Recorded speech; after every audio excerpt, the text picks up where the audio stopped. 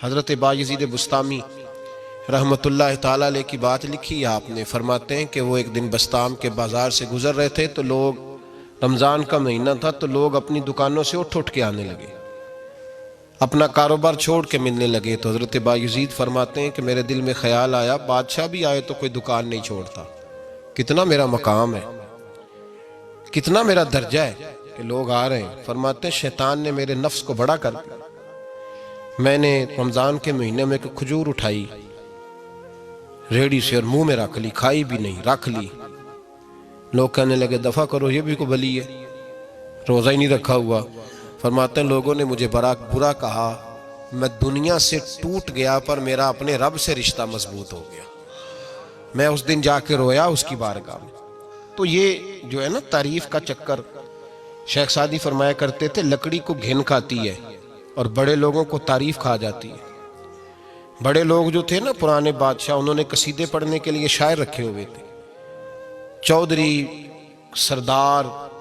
رئیس، سیٹھ، ان لوگوں کو کون سی چیز خراب کرتی ہے؟ وہ لوگ آگے گزر جاتے ہیں جو ان کو چودھری کہہ کے سلوٹ کرتے ہیں، چودھری صاحب پیچھے رہ جاتے ہیں، وہ تو بنا کے چلا گیا، اسے کام نکال کے چلا گیا۔ تو کبھی بھی زندگی میں تعریف کی خواہش پیدا نہ کریں، اور صوفی تو تعریف کراتا ہی نہیں، درویش تو تعریف کراتا ہی نہیں۔ وہ کہتا ہے مجھے بندوں کی تعریف سے کیا غرض، میں نے تو وہ والی تعریف کرنی ہے جو میرا رب میری کرے گا۔ آخرت کی طرف توجہ، تو تعریف پر غور نہ کریں، تعریف کی خواہش نہ کریں، لیکن ایک بات ضرور دل میں پیدا کریں، یہ ضرور سوچیں کہ اچھے بندے اور مخلص لوگ، شریف لوگ آپ کے بارے میں رائے کیا رکھتے ہیں، یہ ذہن ضرور بنائیں۔ مخلص جو آپ سے مخلص ہے، مخلص لوگ، اچھے لوگ، شریف لوگ آپ کے بارے میں کیا رائے رکھتے ہیں، اس رائے کا خیال رکھنا بھی دین کا حصہ ہے۔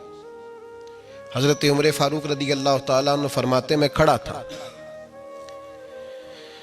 یہ بخاری شریف میں حدیث ہے، فرماتے میں کھڑا تھا نبی پاک صلی اللہ علیہ وسلم کی بارگاہ میں، تو ایک جنازہ گزرا۔ جنازہ جو اٹھانے والے تھے نا، وہ کہہ رہے تھے کہ یہ بڑا ہی اچھا انسان تھا،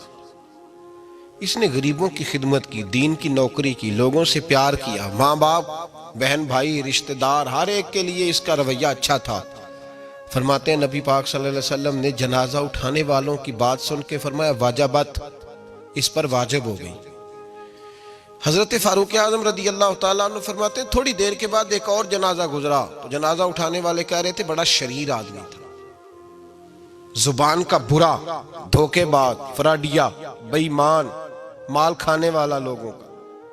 لوگ یہ باتیں کر رہے تھے۔ نبی پاک صلی اللہ علیہ وسلم نے فرمایا واجبت، اس پر بھی واجب ہو گئی۔ حضرت عمر کہتے ہیں جنازے گزر گئے دونوں، میں نے عرض کی یا رسول اللہ صلی اللہ علیہ وسلم، جس کو لوگ اچھے جملوں سے یاد کر رہے تھے اس پر بھی واجب ہو گئی، اور جس کو لوگ برے جملوں سے یاد کر رہے تھے اس پر بھی واجب ہو گئی۔ تو محبوب نے وہاں لفظ ارشاد، یہ بخاری کے لفظ ہے، فرمایا انتم شہداء اللہ فی الارض، فرمایا عمر تم لوگ زمین پر میرے اللہ کے گواہ ہو، تم لوگ، چونکہ اشارہ حضرت عمر کی طرف ہے تو اس سے مراد نیک لوگ، اس سے مراد پرہیزگار لوگ، اچھے لوگ، انتم شہداء اللہ فی الارض، تم لوگ زمین پر اللہ کے گواہ ہو۔ فرمایا جس کو جنازہ اٹھانے والے لوگوں نے کہا کہ یہ بندہ اچھا تھا، تو میں نے کہا واجبت، اس پر جنت واجب ہو گئی، اور جس کو جنازہ اٹھانے والے لوگوں نے کہا شریر تھا، برا تھا، نالائق تھا، تکلیف دیتا تھا، چونکہ تم زمین پر اللہ کے گواہ ہو، تو میں نے کہا واجبت، اس پر جہنم واجب ہو گئی۔ اپنے مخلصین کے بارے میں ضرور یہ خیال کریں کہ ان کی آپ کے بارے میں رائے کیا ہے، رائے، اچھے لوگوں کی رائے، ہمیشہ مخلصین کی رائے۔ ایک درویش نے ایک عجیب بات لکھی ہے، ہمارے یہاں کہا جاتا ہے نا زبان خلق کو نکارہ خدا سمجھو، اس سے مراد ہر آدمی کی رائے نہیں ہوتی، بہت سارے لوگ تو حسد میں آ کے بھی باتیں کرتے ہیں، ان کی رائے یہاں مقصود نہیں، مخلصین کی، خیر والے لوگوں کی۔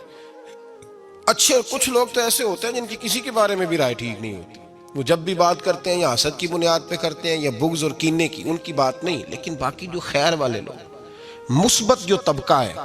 جو اچھی سوچ کا حامل، وہ ہمیں پتہ ہوتا ہے کون سا بندہ کس طرح کا۔ ایک درویش